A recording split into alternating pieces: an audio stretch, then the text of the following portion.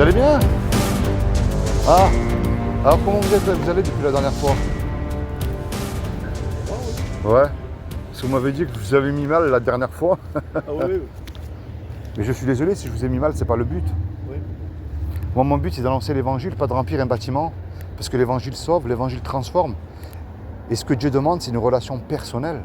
Enfin, qui ne sera pas la même avec la mienne. Je ne vous connais pas, mais vous avez peut-être subi des tristesses, des colères que je n'ai pas eues, moi. Mais vous avez eu des joies que je n'ai pas eues, moi, vous voyez. Et ce que je voulais vous dire la dernière fois, c'est que Dieu vous a donné la liberté de l'aimer, de le suivre ou pas. Ce n'est pas un Dieu sectaire. Hein. Mais ce qui est certain, de toute manière, ça qu'on veut y croire ou pas, qu'on est croyant ou pas, c'est qu'un jour on va mourir. Ça, c'est sûr. Ça, c'est certain. Et s'il y avait quelque chose après? Et comme vous avez dit un mot la dernière fois qui est important, je préfère croire à un Dieu miséricordieux. Mais bien sûr que Dieu est miséricordieux. Ouais, donc c'est pas la peine de croire. Mais oui, non, mais s'il est miséricordieux, c'est qu'il a envoyé Jésus pour vous sauver. Ouais. Mais le problème, vous savez, que vous ne voulez pas y croire. Ok. Mais les démons, ils ne sont pas stupides pour dire que Dieu n'existe pas et ne pas croire en lui. Parce que les démons croient en Dieu aussi. Mais avant Dieu, il y avait chez les Égyptiens, ils croyaient aussi à un Dieu. Donc, Ouais, mais alors ça prouve que c'est tout à fait à impermanent. plusieurs dieux en eux. Mais si vous connaissez l'histoire, si vous vous intéressez à l'histoire, je vous encourage à lire l'Ancien Testament. Vous allez voir ce qui est réellement arrivé aux Égyptiens face à un seul Dieu qui est venu libérer son peuple. Vous savez quand même que l'Ancien Testament a été écrit 1000 ans avant Jésus-Christ par des gens qui ont décidé d'écrire. Hein. Bien, mais inspiré de Dieu. Parce Oui, que, c'est ce qu'on dit, oui. vous savez, les scientifiques se basent quand même sur la Bible. Il y a des faits scientifiques, des prophéties qui sont réellement accomplies qu'on ne peut pas nier. Vous avez la chute de l'Irak de Saddam Hussein qui est prophétisée par le prophète Ésaïe et Jérémie. Un petit pays qui casse les pieds à tout le monde mais qui est toujours là, qui est le rétablissement d'Israël, qu'on ne peut pas nier aussi. Puis il y a des tas d'autres prophéties qui s'accomplissent aujourd'hui à une vitesse incroyable. Mais c'est pour ça que, comme vous avez dit, un Dieu miséricordieux, Dieu a tant aimé le monde, et je dis bien, il a tant aimé le monde, et qu'il a donné Jésus-Christ afin que quiconque croit en lui ne périsse point. Il a quand même du travail. Oui, mais vous savez pourquoi on ne veut pas croire en Dieu? C'est comme si vous demandez à un cambrioleur de rentrer dans un commissariat de police. C'est la même chose, c'est pour continuer à faire ce qu'il nous plaît. Parce que les voies, les commandements de Dieu nous dérangent. Jésus dit, tu aimeras ton prochain. Est-ce qu'on aime son prochain? Pas du tout. Si on peut l'écraser, on l'écrase. Hein. Excusez-moi l'expression. Jésus il dit, aimez vos ennemis, bénissez vos ennemis. Si votre ennemi il a faim ou il a soif, donnez-lui à boire et à manger. C'est des charbons ardents que vous faites brûler sur sa tête. Jésus n'a jamais dit, faites la guerre à votre prochain. Ça, c'est Satan qui fait ça. C'est Satan qui met les gens mal dans la peau, qui fait croire que Dieu n'existe pas. L'athéisme. Il y en a qui me disent, je suis agnostique. Je leur dis, attendez, ne dites pas ça, parce que la définition du mot grec agnostique, ça veut dire, avec le respect que je vous dois, débile. Pas être débile, c'est pas possible.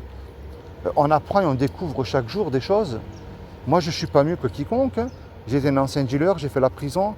Mais quand j'ai lu la Bible, Jésus m'a transformé. Il s'est révélé à moi. Parce que comment Dieu peut se révéler à nous? En lisant sa parole. Si c'est faux, j'ai rien fait de mal. On a échangé quelques minutes dans le respect, sans aucune invitation. Mais si c'est moi qui ne me trompe pas, c'est vous qui perdez gros. Moi, si je vous annonce ce message, c'est parce que je vous aime, je ne vous veux pas du mal. Je ne remplis pas un banc d'église, hein, ni une assemblée chrétienne, hein, loin de là. Hein. Parce que des hypocrites, de toute manière, il y en a de partout. Il y en a qui chantent Alléluia dimanche à l'église, et puis lundi, mardi, ils ont oublié, ils ne sont pas capables d'aider, d'aimer votre prochain. Il y en a, ils vont à la mosquée vendredi, samedi, ils vont voir une barrette de shit. Mais ce que Dieu demande plutôt, c'est comme vous êtes vous là, dans votre état. Seigneur, tu vois tout ce qui m'arrive. Si tu existes vraiment, révèle-toi à moi. Ouais. C'est ça qu'il demande. Il vous a donné, excusez-moi, une bouche et une voix pour parler, mais pour parler avec lui. De toute manière, si on vous voit parler seul, de toute manière, on vous traitera un peu plus de fou. C'est pas grave, on a traité Jésus de démon. Pourtant, il faisait rien de mal, cet homme-là. Il a donné la vue aux aveugles, il a même ressuscité un mort. Et les gens ils étaient tellement orgueilleux et avec un cœur de pierre qu'ils l'ont même mis sur la croix. Pourtant, il a fait des miracles. Pour moi, la spiritualité et la foi, c'est une affaire purement privée. Hein. C'est ce que je vous ai dit, c'est une relation personnelle. Oui, non, mais je veux dire privée, c'est-à-dire que les gens n'ont pas besoin de s'en mêler. Moi, je ne me mêle pas, vous savez, moi j'annonce simplement, vous savez ce qu'il dit Jésus? Je suis le chemin, la vérité et la vie. Et nul ne vient au Père, c'est-à-dire nul ne vient à Dieu qu'en passant par moi. Oui, mais enfin, on peut avoir une spiritualité en dehors de Jésus. Hein. Ah si vous vous renseignez bien dans toutes les religions, il ressort toujours le nom de Jésus. C'est quand même extraordinaire. Ouais. Parce que j'ai des sourates du Coran. J'ai plutôt à un moment été vers les bouddhistes, zen. Ouais, la méditation, il n'y a pas de Dieu. Ouais, mais Bouddha aussi connaissait Jésus. J'ai lu un livre où justement il parlait de Jésus. Il ne peut pas connaître Jésus, il est né avant. Hein. Renseignez-vous. Oui, mais si vous vous renseignez bien aussi, regardez, j'ai des sourates du Coran. Le Coran, il parle bien de Jésus aussi. Ah oui, mais chaque religion, Mais posez-vous la question, pourquoi Jésus il est encore vivant aujourd'hui, il va revenir. Et c'est dramatique pour ceux qui ne veulent pas de Jésus. Parce qu'aujourd'hui on a encore le moment, parce qu'on est sous la grâce. C'est-à-dire on a le choix de choisir ou pas. Mais on ne pourra pas dire un jour que c'est trop tard, parce que c'est certains croyants ou non-croyants, spiritualité ou pas, on va mourir. Mais le jour qu'on sera devant lui, c'est trop tard. C'est-à-dire que vous pouvez gâcher votre vie là, c'est pas grave. Un divorce, un perdre un emploi, c'est pas grave. Mais ne jouez pas avec votre éternité. C'est plutôt ça qui est dangereux. Mais je vous ai dit, je crois miséricordieux. Ah ben, Donc, justement, dans tous les cas, je serai sauvé. le seul sauveur, c'est Jésus. Si vous ne le voulez pas comme sauveur et Seigneur, Si. Mais c'est pas là, je peux vivre librement. ben, oui, c'est pas un Dieu sectaire, c'est ce que je vous dis.